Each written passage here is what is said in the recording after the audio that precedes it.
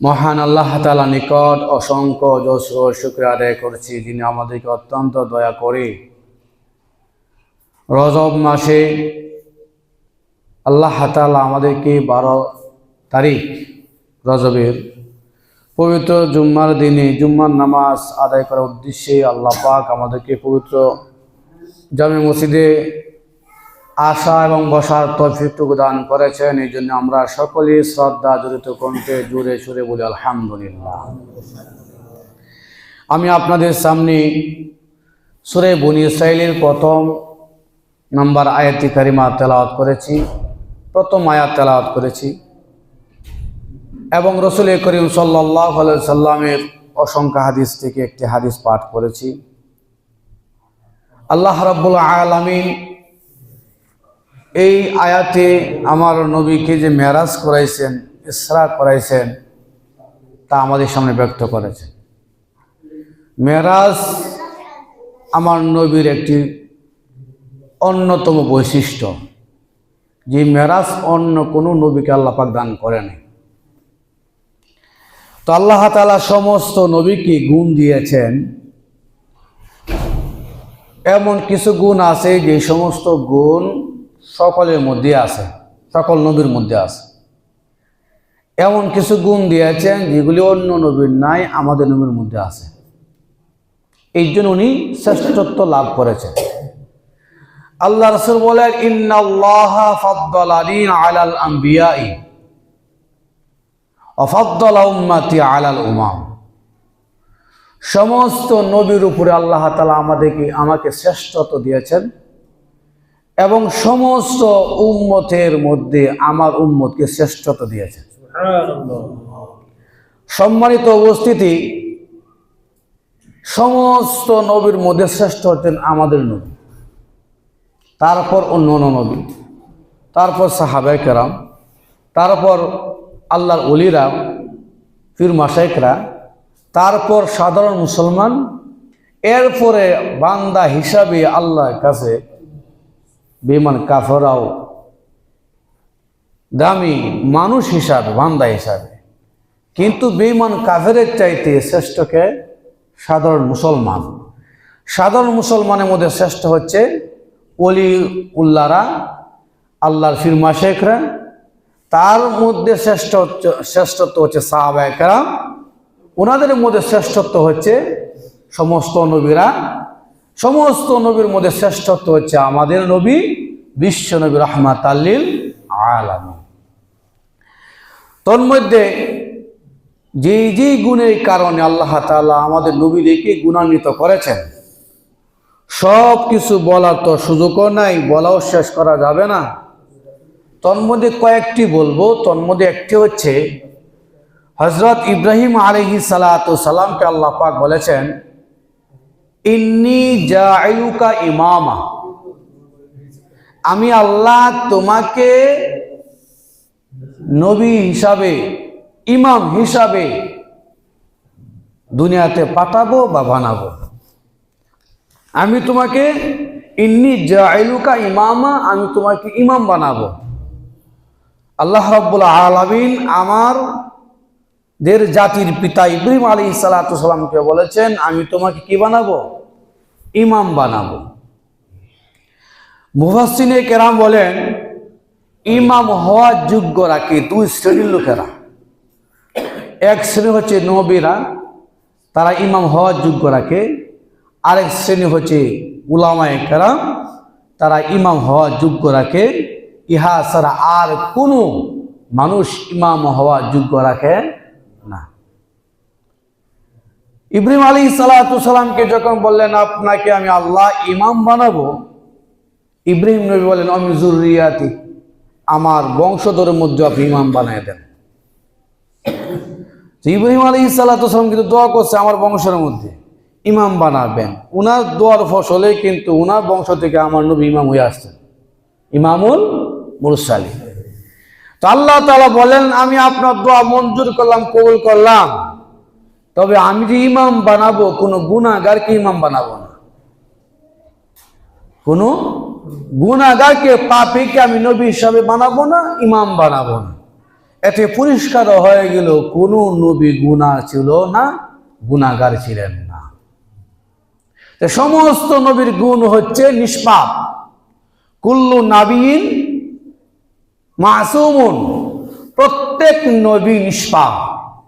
আহলে সুন্নাত ওয়াল জামাতের আকীদা, সমস্ত নবী নিষ্পাপ, কোন নবী গুনাহ করতে পারেন না, ওনার আমল নামায় কোনো গুনাহ থাকতে পারে না।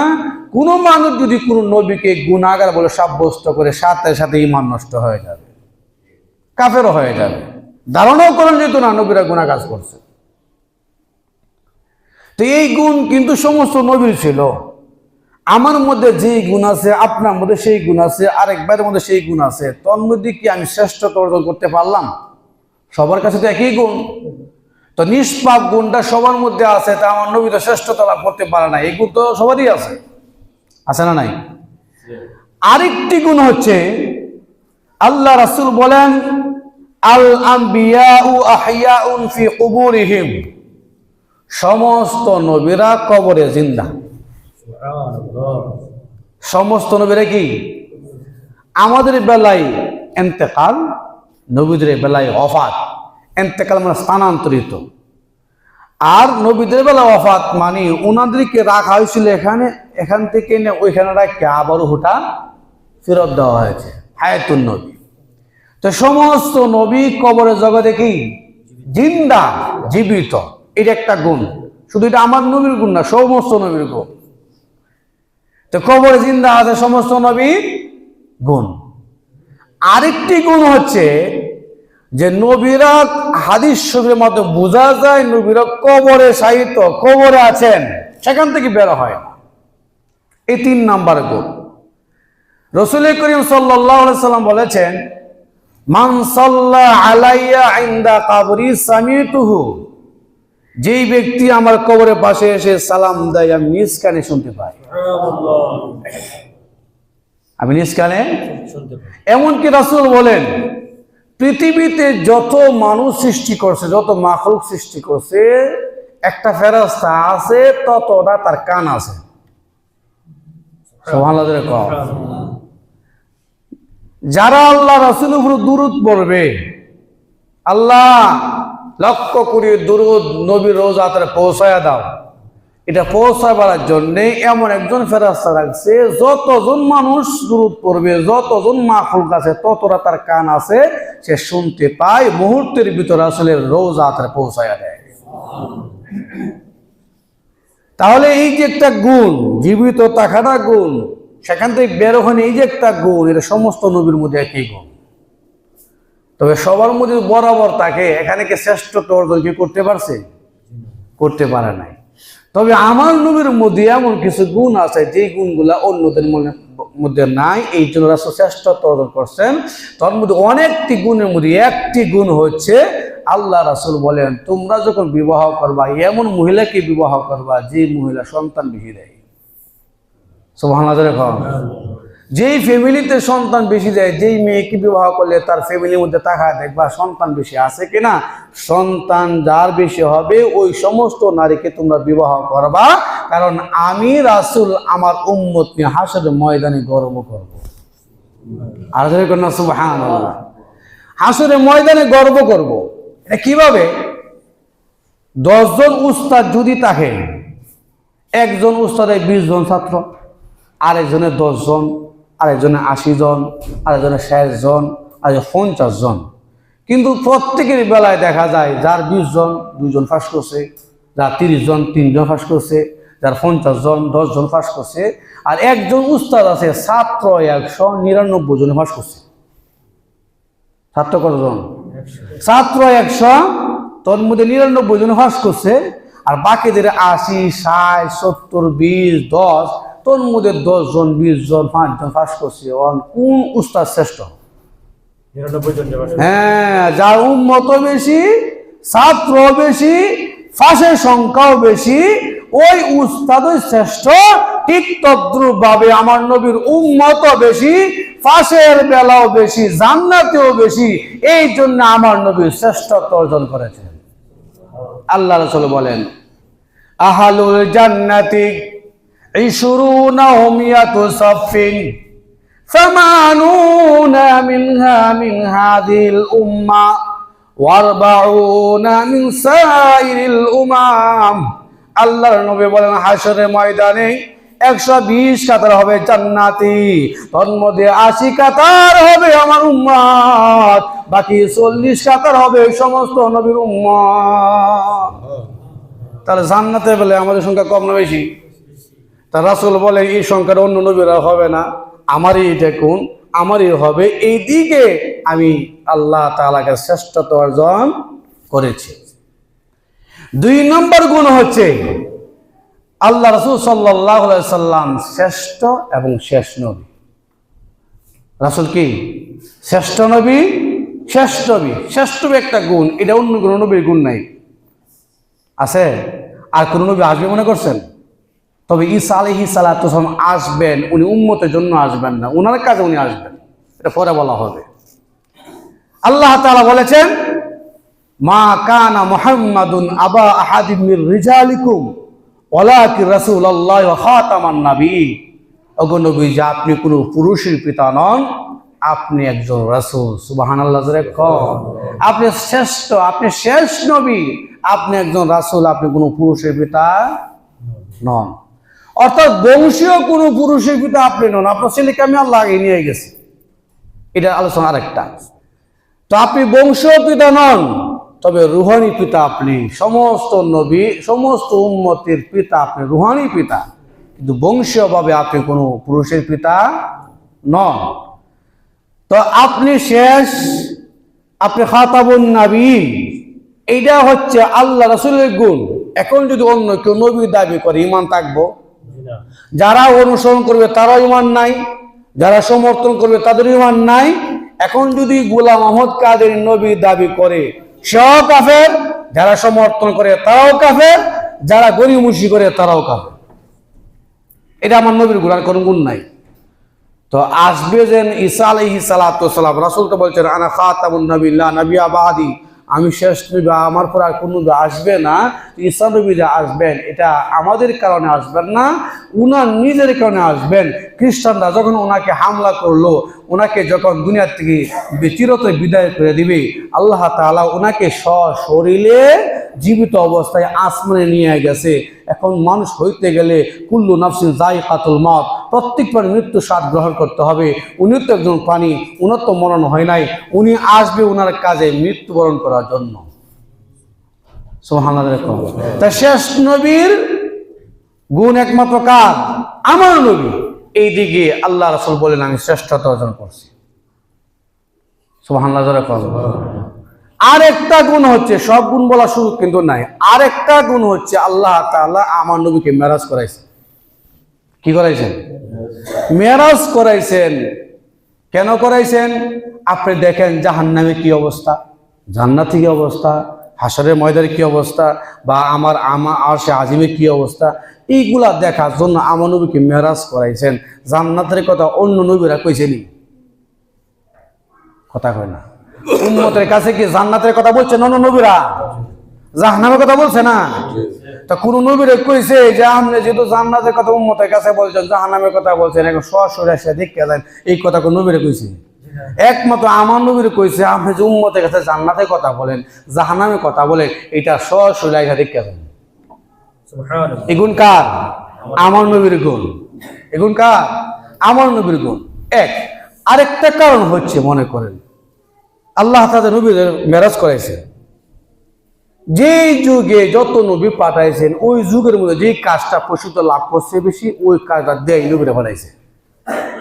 ঈসা আলাইহিস সালাতু ওয়াস সালামের জমানায় ডাক্তারের প্রচলন বেশি ছিল, ওনাকে ডাক্তার বানায় বানাইছেন। সুবহানাল্লাহ। এইরকম ভাবে যত নবী যতবার আছে, মুসা নবী যখন আসছে, জাদুকরের প্রচলন বেশি ছিল, উনাকে ওই জাতের একটা গুণ দিয়া পাঠাইছে, লাঠি নিক্ষেপ করে সাফ হয়ে যেত। অর্থাৎ সমস্ত নবীকে পাঠাইছে ওই জমানায় যেই ব্যাপারে শ্রেষ্ঠত্ব অর্জন করছে, ওই গুণ দিয়া পাঠাইছে। এখন আমার নবী দুনিয়া থেকে চলে যাওয়ার পরে 1400 বছর পরে আমেরিকার সেরা বিজ্ঞানী উনি চন্দ্র দেশে গেছে, আমরা জানি কিনা? নীল আর্মস্ট্রং গেছে না, তো উনি যেহেতু গেছে চন্দ্র দেশ, এখন যদি আমার নবীর এতটুকু উপরে না উঠা কইবনি তোমরা নবী না শ্রেষ্ঠ, আমরা যে উম্মতি বালা কথা কয় না রে, আমরা তো উপরে উঠে গেছি গা, আমরা সেবা বিজ্ঞানী গেছে গা উপরে, আর তোমরা নবী তো উপরে উঠতে পারলো না। এই জন্য মেরাজ করাইয়া বুঝা চন্দ্র দেশে বেড়া আল্লাহ নবীকে 7 আসমান পাড়ি দিয়ে আরশে মহল্লা মতো লয়ে গেছে। আজ কোন সুবহানাল্লাহ। আচ্ছা যাক, এটা হলো দুনিয়ার একটা জবাব, কিন্তু আসল কাহিনী কি উনাকে করার মেরাজ করার? তোর মধ্যে তফসির রুহুল মানিতে আনছেন 3 কারণে নবীজিকে মেরাজ করাইছেন। কয় কারণে? তোর মধ্যে একটি কারণ হচ্ছে রজব মাসে চাঁদ যখন উঠছে, এই 7টার ভিতরে আবু তলেব উনার চাচা ছিলেন দুনিয়ার থেকে চলে গেছে। আবু তলেবের ব্যাপারে আর আগেও বলা হয়েছে, কিছু ধারণা আছে আবু তলেব রাসূলকে অনেক মহব্বত করতেন, অনেক সহযোগিতার হাত বাড়াইছেন। এমনকি আবু তলেবের বাবা আব্দুল মুত্তালিব বলল, হে আবু তলেব, আমার নাতি যে মোহাম্মদ আছে, আমার নাতির মোহাম্মদের চেহারা দেখে আমি বুঝতে পারি সে ভবিষ্যতে যুগ শ্রেষ্ঠ একটা কিছু হবে, তবে আমার নাতিরে তুমি দেখে নিবা কেউ যাতে ফুলের টোকা না দেয়, হয়তো তার আদর্শ গ্রহণ করবা, আর নয় আদর্শ গ্রহণ না করলেও তার জন্য কেউ আঘাত না করতে পারে, তুমি তাকে সেফটি দিবা। সুবহানাল্লাহ কম।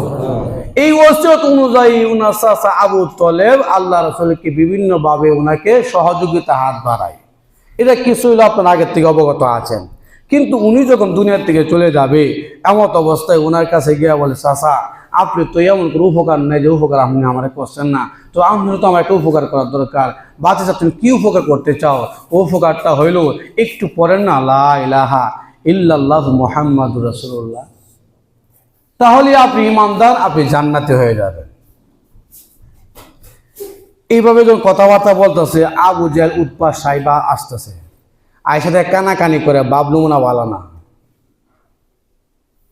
আবু তলেব বলে, বাতিজা তোমার ধর্ম সূর্য যেরকম পরিষ্কার, তোমার ধর্ম এমন পরিষ্কার আমার কাছে।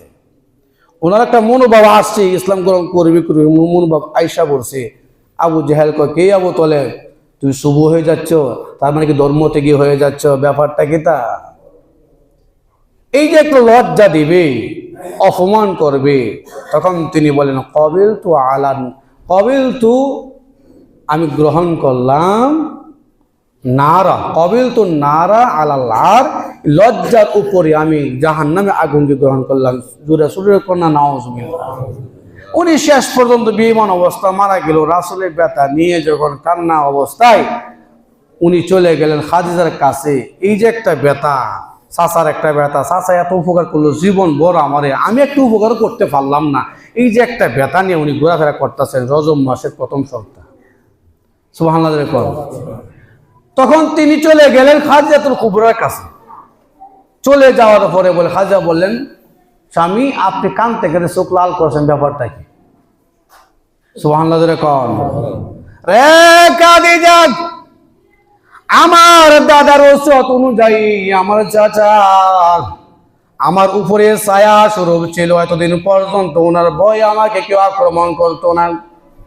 এমনকি বেঈমান কাফেররা বলতো, আবু তলেব যেহেতু অসুস্থ, এখন যদি মুহাম্মদের উপর আক্রমণ করি আবু তলেব সুস্থ হয়ে আমাদেরকে শেষ করে দেবে। এই যে একটা আতঙ্ক ছিল। এখন আমার চাচা চলে গেছে, আমি কালিমার দাওয়াত দিলে আমাকে কে এরকম ভাবে সিফটি দিবে?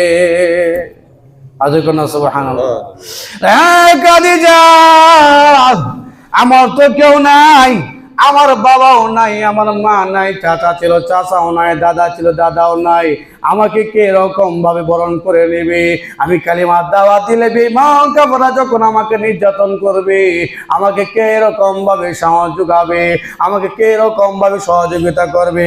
খাদিজা বলেন, সবই গো ওয়াদা দিলাম, আমি যতদিন পর্যন্ত আপনার পাশে থাকবো ততদিন পর্যন্ত আপনাকে আমি খাদিজা সেফটি দিব। ইয়া রাসূলুল্লাহ, তবে আপনার কাছে পরিষ্কার বলে যাই, আপনার উপর থেকে আপনার বাবাকে নিয়ে গেছে, ছায়াকে নিয়ে গেছে, অভিভাবককে নিয়ে গেছে, আপনার মা, আপনার মা কেউ নিয়ে গেছে, আপনার দাদা কেউ নিয়ে গেছে, আপনার চাচা আবু তলেব কেউ নিয়ে গেছে, আপনার অভিভাবক বলতে আর কেউ নাই, আপনার ছায়া বলতে আর কেউ নাই। আমার মনে হয় আগামী সপ্তাহ যাবে না, আমিও তো দুনিয়া থেকে চলে যাব। আজ কোন সুবহানাল্লাহ। আল্লাহ রাসূল আরো কাওয়া শুরু করে দিয়েছে, রে খাদিজা তুমি আগুনের মধ্যে ঘি ডালছো, রে খাদিজা তুমি তো কাটা শুলে রে বড় জেলা, একটা আমার শরীর জ্বলন্ত অবস্থায় আছে, আমার শরীরে কলিজা পর্যন্ত পড়ে যাচ্ছে জ্বালা যন্ত্রণার মাধ্যমে, এর মধ্যে তুমি আবারও ঘোষণা দিয়েছ তুমিও চলে যাইবা, তাহলে আমি কিভাবে চলবো? খাদিজা বলেন, নবীজি আমার মনে হয় আপনার কোনো অভিভাবক রাখবেন না, স্বয়ং আপনার অভিভাবক আল্লাহ তাআলা হয়ে গেছে।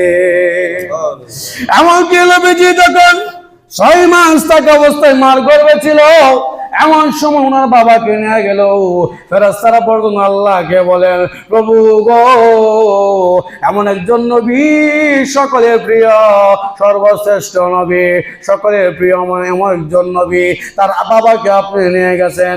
আল্লাহ বলেন, আমি তাকে নিয়ে গেছি, আমি স্বয়ং আল্লাহ তার অভিভাবক হয়ে গেলাম, আমি তার অভিভাবক হয়ে গেলাম।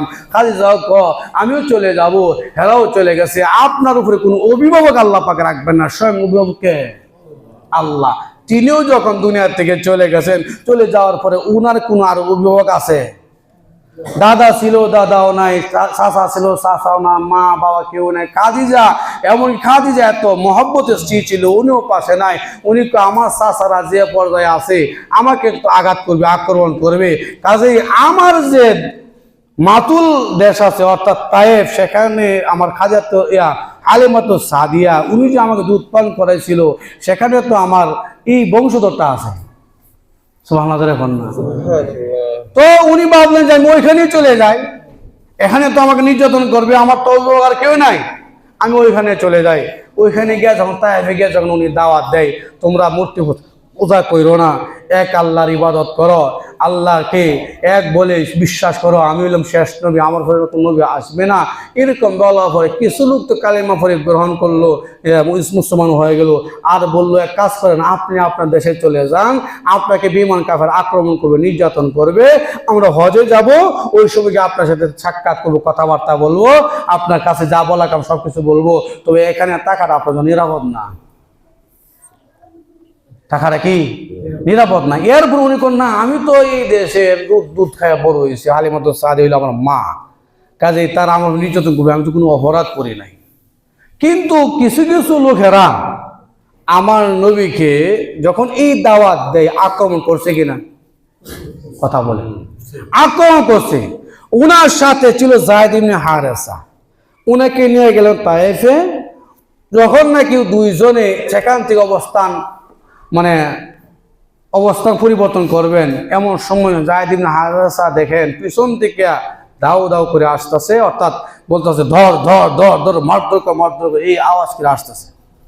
আর নবীজি বৈশিষ্ট্য ছিল পিছনে কিন্তু ঘুরে তাকাইতেন না, সোজাই হাঁটতেন। তো রাসূল বলেন তারা আসতেছে মানে মনে হয় আমাদের আক্রমণ করবে। যায়েদ ইবনে হারেসা এই কথা বলার পর রাসূল কয়, আমি তো কারো কোনো গালিও দিই নাই, কোনো কিছু আঘাত করি না, আমাকে কেন আক্রমণ করবে? মনে হয় অন্য কোথাও আক্রমণ করবে। যায়েদ ইবনে হারেসা কয়, না, আমরার উপর আক্রমণ করবে, তাদের অবস্থা দেখে বোঝা যায় আমাদের দিকে আসতেছে। নাউযুবিল্লাহ কর না।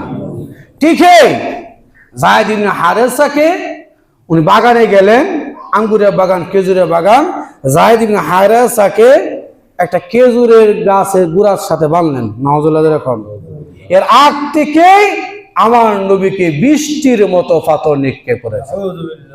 আজ কোন নাউযুবিল্লাহ। ওই দিকে দেখা যায় যায়েদ ইবনে হারেসা ছটফট করতেছে, আমাকে খেজুরের গাছের সাথে বাঁধা রাখা হয়েছে, আমি যদি একটু স্বাধীনতার ভাবে চলাফেরা করতে পারতাম। আমার বাবা তিনি তো ছিলেন কি ফালক পুত্র, কিন্তু উনি কি ছিলেন? ফালক পুত্র ছিলেন। উনি বলেন আমার বাবাকে আমি রক্ষা করতে পারতাম, কিন্তু আরে আমাকে বাধা রাখা হয়েছে, আমি তো পারতেছি না। বৃষ্টির মতো যখন পাথর নিক্ষেপ করতেছে, আল্লাহ নবী উপর অবস্থায় ছিলেন, এমন কোন শরীর নাই যেখানে পাথরে আঘাত পড়ে নাই। নবী অজ্ঞান হয়ে গেছে, কিছুক্ষণ উপরে চোখ খোলার পরে বলেন, কে কোথায় আছো, আমার জন্য একটু পানি নিয়ে আসো। পাশে ছিল আঙ্গুরের বাগান, ওই বাগানের গোলাম যিনি ছিলেন উনি কিছু আঙ্গুর আল্লাহর নবীর মুখের উপরে রাখলেন। রস যখন কলিজায় গেছে, নবীজি বললেন শান্ত হয়ে গেছে।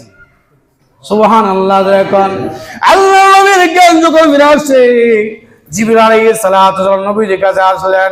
আল্লাহর নবী বলেন, এতক্ষণ বুঝি তুমি আমার কাছে আসছো, আগে কইছিলা? আল্লাহর নবী এই কথা বলার পরে জিবরাইল বলেন, ওগো নবীজি, আল্লাহ রাব্বুল আলামিন আসমান আমাকে রেখে দিয়েছেন, নিষেধ করেছেন, এখন যাইতে পারবেন না। আমি রুদন করেছি, কান্নাকাটি করেছি, আপনার নবীকে তার আঘাত করতেছে, আমার সহ্য হয় না। প্রভু মেহেরবানি করে আমাকে একটু সুযোগ দেন, আপনার প্রিয় নবী রাহমাতুল্লাহ আলামিনকে আমি রক্ষা করি। আল্লাহ বলে, একটু থামো, একটু থামো। ওগো নবীজি, এমন কেন করেছে জানেননি গো? আপনাকে আঘাত করে আপনার উম্মতকে আল্লাহ তাআলা মাফ করে দিয়েছে। রাসূলকে আমি মার খাইলে যদি আমার উম্মতকে আল্লাহ তাআলা মাফ করে দেয়, তাহলে বেঈমান কাফের নির্যাতন আমি ভুলে গেলাম, মাফ করে দিলাম। আর জোরে কোন সুবহানাল্লাহ, মাফ করে দিলাম। জিবরিল আলাইহিস সালাতু ওয়াস সালাম কয়, ইয়া রাসূলুল্লাহ, 40,000 ফেরেশতা নিয়ে আসছি, সকলেই আশেপাশে আছে, আপনার অনুমতি ক্রমে তাদেরকে আক্রমণ করব, অনুমতি দিলে আক্রমণ করব। রাসূল কয়, ওমর সাল্লাল্লাহু আলাইহি রাহমাতুল্লাহ আলামিন, রহমতস্বরূপ আল্লাহ পাক আমাকে পাঠাইছে, আমি বদ্ধ দিব না, মাফ করে দিলাম। এখানে আরো আলোচনা। যাই হোক, জিবরিল আলাইহিস সালাতু ওয়াস সালাম মক্কায় নিয়ে গেলেন। নিয়ে যাওয়ার পরে উনার চাচাতো বোন উম্মে হানি উনার ঘরে শুইলেন। চাচাতো বোন উনাকে বিছনা বিছায়া দিলেন, শুইলেন। আর এমন তো রক্ত দেখিয়া মক্কার এমন কোনো মহিলা নাই, এমন কোনো পুরুষ নাই, মহিলারা যারও সহ বাইরে গেছে গা, যে আমাদের সন্তানের উপর আগেও আক্রমণ করব, আমরা বেঁচে তাকে তা দিব না। যখন সকলে বের হয়ে গেছে, প্রতিশোধ নিবে। রাসূল কয়, তোমরা প্রতিশোধ নেওয়ার দরকার নাই, আমি এর আগে মাফ করে দিছি। আর কোন সুবহানাল্লাহ, এর আগে মাফ করে দিছি। এখন যখন শুইছে ঠিক হয়, মাফ তো করছে ঠিক হয়, কিন্তু আঘাত তো বলে না। আঘাত তো বলে না। এই যে ঘরে চিন্তা করতেছে, আর নবীরা ঘুমাইলে ওনাদের কলব জীবিত থাকে, কলব জাগ্রত থাকে। অল কলবু একজান, কলবটা কি থাকে? জাগ্রত থাকে। উনি শুয়ে রয়েছেন, হঠাৎ করে আল্লাহ তাআলা দুইজন ফেরেশতা পাঠাইছে, বলতেছে, আমার নবীর এত কষ্ট দিলাম, এই মাসের ভিতরেই প্রথম সপ্তাহ চলে গেল আবু তলেব, দ্বিতীয় সপ্তাহ ওনার স্ত্রীও চলে গেল, তৃতীয় সপ্তাহ বা চতুর্থ সপ্তাহের মধ্যে তায়েফের ময়দানে বেঈমান কাফেরদের হাতে রক্তাক্ত হয়েছে, আমার নবী মাফ করে দিছে। এই মাসের ভিতরে এত কষ্ট পাওয়ার পরও বেঈমান কাফেরকে মাফ করে দিল। এই নবীকে সান্ত্বনা দেওয়ার জন্য, জিবরাইল, তুমি গেলে কাজ হইতো না, তোমার সান্ত্বনা কাজ হবে না, আমি তোমার মাধ্যমে আমার নবীকে আরশে মওলা দিন, আমি নিজে সান্ত্বনা দিন। আর সুবহানাল্লাহ। এই যে শুইলেন, উনি ব্যথা, হারে আমার এবার মারলো, আমি কোনো অপরাধ করলাম না, কোনো আক্রমণ করলাম না, কাউকে গালিও দিলাম না, এই চিন্তা করতেছে। সাত ফেটে দুইজন ফেরেশতা আসছে, তার মানে হচ্ছে উনি তো দরজা দিয়ে আসতে পারতেন। সাত ফাটা মানে আশ্চর্য বিষয়। আশ্চর্য দিয়ে বুঝাইছে, আপনার সাথে এমন কিছু কাজ হবে যেগুলো সবগুলো আশ্চর্য। আর যদি কোন সুবহানাল্লাহ। এখানে একটা রাওয়ায়াত আসছে, জিবরিল আলাইহিস সালাতু ওয়াস সালাম ঘুমন্ত অবস্থায় ছিল। জিবরাইল উনি জিহ্বার মাধ্যমে ওনার পায়ে সাটা দিলেন ওনার জন্য। সুবহানাল্লাহ। আরেকটা রাওয়ায়াত আছে, সাথে ছিল মিকাইল, ওনার গাল লাগাই দিয়েছে রাসূলের পায়ে। ওনাকে উঠাইলেন, হাতিমে কাবার কাছে নিলেন, সেখান থেকে ওনাকে জমজমের কাছে নিলেন। জমজমের কাছে নেওয়ার পরে আল্লাহর নবীকে, এই যে শক্ত সদর বলা হয়, এই শক্ত সদর বিদীর্ণ করা হয়েছে, সেখান থেকে হৃৎপিণ্ড বের করে ইমান হেকমতে পেলা এনে ওনার সাথে হৃৎপিণ্ডকে রিফারিং করে সেখানে লাগাই দিচ্ছেন। আল্লাহ তাআলা আমার নবীকে শক্ত সদর করছেন। জোরে কোন সুবহানাল্লাহ। কেন করছেন? এটা একটা কারণ, কারণটা বলতেছি। 3 বার করছেন। কয়বার? আর রাসূল যে করছে এটা প্রমাণ মুসলিম শরীফের হাদিস। আনাস রাদিয়াল্লাহু আনহু বলেন, আকাদ কুনতু আরা আসরাল মাখিতি ফি সাদরিহি সাল্লাল্লাহু আলাইহি সাল্লাম, আমি নবীজির বুকের মধ্যে সেলাইয়ের দাগ দেখছি। আনাস রাদিয়াল্লাহু আনহু বলেন, আমি নবীজির বুকের মধ্যে কি দেখছি? সেলাইয়ের দাগ দেখছি। এইরকম সক্কা সদক করছে 3 বার। একবার করছে ছোট অবস্থায়, উনার দুধ ভাই হালিমাতুস সাদিয়ার ছেলের সাথে যখন খেলা করতে গেছে মাঠে, এমন অবস্থায় ফেরেশতারা এসে ওনাকে সক্কা সদর করছে, মানে তার হৃৎপিণ্ড বের করে রিফারিং করে ধুয়ে আবার সেখানে রাখছে। তার মানে হচ্ছে ছোট সময় যে খেলাধুলা ছুটাছুটি দৌড়াদৌড়ি করে অভ্যাস থাকে, এই অভ্যাসটা আল্লাহ তাআলা দূর করে দিয়েছে। আজরে কোন সুবহানাল্লাহ। 2 নম্বর সময় হচ্ছে যৌবন অবস্থায়। যৌবন অবস্থা আমার নবী কিরকম করছে, তার মানে হচ্ছে যৌবন অবস্থা যে ছেলেরা বিভিন্ন গানে লিপ্ত থাকে, দৌড়দৌড়ি লিপ্ত থাকে, যৌবন অবস্থা থাকা অবস্থায় ছেলেদের মধ্যে যে একটা অবস্থা আসে, এই অবস্থা যেন না আসতে পারে আল্লাহ তার রিফারিং করে দিয়েছে। আরেকজন সুবহানাল্লাহ। 3 নম্বর হচ্ছে যে মেরাজের সময় করছে। তার কারণ হচ্ছে আমি বাংলাদেশের আবহাওয়া সৌদির আবহাওয়া কি একরকম হই না ভিন্ন রকম? এখন এক জায়গা শীত, আরেক জায়গা গরম, এরকম একটা এক জায়গায় বরফ পড়তেছে, আরেক জায়গায় স্বাভাবিক শীত আছে। অর্থাৎ এক এক দেশের এক একটা আবহাওয়া। তো উনি ছিল এতদিন দুনিয়াতে, এখন যদি সরাসরি আল্লাহ সাক্ষাৎ করবে, আল্লাহ তাজাল্লি তিনি পাবেন, তো ওইখানে যাওয়ার জন্য তো কি করার লাগে, এমন একটা প্রস্তুতি নিয়ে যাওয়ার লাগে। চন্দ্র দেশে যারা গেছে আপনার মতোই স্বাভাবিক ছিল, আমার স্বাভাবিক ছিল, অক্সিজেন নিয়ে গেছে, সেখানে অবস্থান করার জন্য যে যে যোগ্যতা থাকা দরকার, যোগ্যতা নিয়ে অক্সিজেন নিয়ে সেখানে গেল। তো আমার নবীর যে নিব দুনিয়া থেকে আকাশে নিব, 7 আসমান পাড়ি দিয়ে নেবে, সেখানে অবস্থান এখানে অবস্থান একরকম না। এই অবস্থান যেন সে সহ্য করতে পারে, রিফারিং করে আল্লাহ তাআলা এই যোগ্যতা দিয়ে দিয়েছে। তো ওনাকে যখন এরকম করলো, সেখান থেকে ওনাকে বাইতুল মাকদিস সুবহানাল্লাযী আসরা বিআবদিহি লাইলা মিনাল মাসজিদিল হারামি ইলা মাসজিদিল আকসা, আল্লাহ তাআলা বলেন ওই পবিত্র আল্লাহ যিনি বলতেছেন আমি আমার নবীকে আসরা মানে রাত্রি বেলায় ভ্রমণ করালাম মসজিদে হারাম থেকে নিয়ে মসজিদে আকসা পর্যন্ত। অর্থাৎ মসজিদে আকসা থেকে নিয়ে মসজিদে হারাম থেকে নিয়ে মসজিদ আকসা পর্যন্ত ভ্রমণ করলাম। আসরা মানে রাত্রিবেলা ভ্রমণ করলাম। লাইলান অর্থটা লাইলান দিয়ে বোঝাইছে, এটা তো রাত্রই, কিন্তু নাকেরা তানবিন দিয়ে বোঝায় নাকেরা, তার মানে কিছু সংখ্যক রাত্র, কিছু সময় রাত্রে কিছু অংশের মধ্যে আমি আল্লাহ রাসূলকে মসজিদ হারাম থেকে মসজিদ আকসা পর্যন্ত নিয়ে গেলাম। আল্লাযী বারাকনা হাওলাহু লিনুরিহু মিন আয়াতিনা ইন্নাহু সামিউল বাসীর। আল্লাহ তাআলা বলেন আমি চতুর্পাশে যে বিস্তৃত এলাকা রেখে দিয়েছি, বরকতময় এলাকা রাখছি দেখানোর জন্য। আমি আল্লাহ তাআলা উনাকে ভ্রমণ করাইলাম, আমি আল্লাহ উনাকে মেরাজ করাইলাম জান্নাত দেখানোর জন্য, জাহান্নাম দেখানোর জন্য। আমি আল্লাহ সব কিছু উনাকে দেখানোর জন্য ভ্রমণ করলাম। জোরে কোন সুবহানাল্লাহ। তো সেখান থেকে যখন মসজিদে আকসা নিয়ে গেলে সময় নেই, আজকে এতটুকু থাকবে। মসজিদে আকসা নিয়ে যাওয়ার পরে সমস্ত নবীরে সেখানে একত্রিত করছেন। সমস্ত নবীকে সবাই দাঁড়িয়ে আছে, কি করবে, কে নামাজ পড়বে, কে নামাজ পড়বে, রক্তিক নামাজ ছিল না, 2 রাকাত নামাজ পড়বে। এমত অবস্থায় আমার নবীকে জিবরাইল টান দিয়া মুসল্লাতে নিয়ে গেছে। এই সমস্ত নবীর ইমামুল মুরসালিন আপনি আজকে ইমামতি করলেন। ইমামতি করার পরে সমস্ত নবীরা বৈশা অনেক সময় তালিম করে না, কথা হয় না, সকলেই বক্তব্য দিয়েছেন।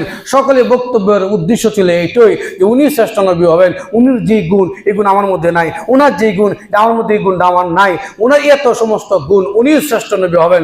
সকলের ভাষা কিন্তু একই ছিল, আদম নবী থেকে ঈসা নবী পর্যন্ত, শেষ পর্যন্ত সময় তো শর্ট, আবার কি ঘুরে আসতে হবে। তখন আমার নবীকে জিবরাইল বলে এখন আপনি ভাষণ দেন। নবীজি ভাষণ দেওয়ার পরে উনার আলোচনা শোনার পরে সকলে এক বাক্যে এক উনি যে শ্রেষ্ঠ নবী হবে ওনার ভাষায় বোঝা যায়।